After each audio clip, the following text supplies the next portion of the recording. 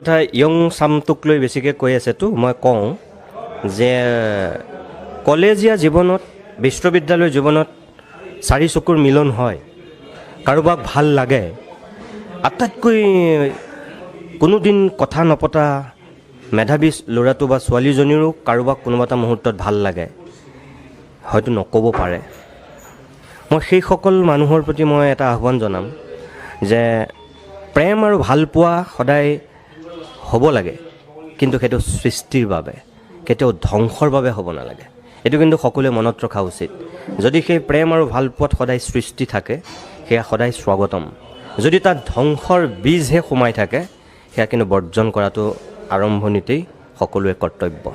সেইটো মনত ৰখাটো দৰকাৰ। নতুন চামে সেইকাৰণে সৃষ্টিৰ সন্ধানত প্ৰেম কৰক, তাত আপত্তি নাই।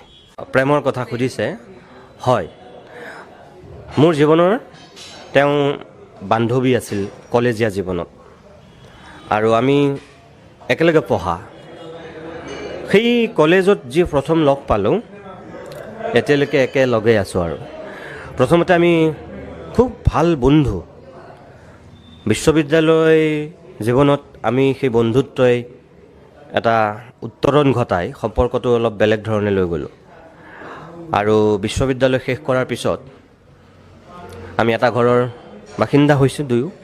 আৰু আজি মই আপোনাক গৌৰৱেৰে ক'ব পাৰোঁ যে মোৰ একমাত্ৰ ছোৱালীজনীৰ মাক মোৰ কলেজীয়া বান্ধৱী।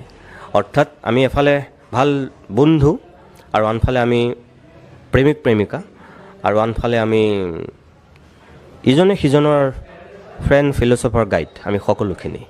আৰু মই লাকি, মই জীৱনত তেওঁৰ নিচিনা এগৰাকী বান্ধৱী পালোঁ, আৰু পৰৱৰ্তী সময়ত মই জীৱন সংগী পাইছোঁ। বেলেগ ছোৱালী হোৱা হ'লে চাগে মোক কেতিয়াবাই ডিভ'ৰ্চ দিলেহেঁতেন।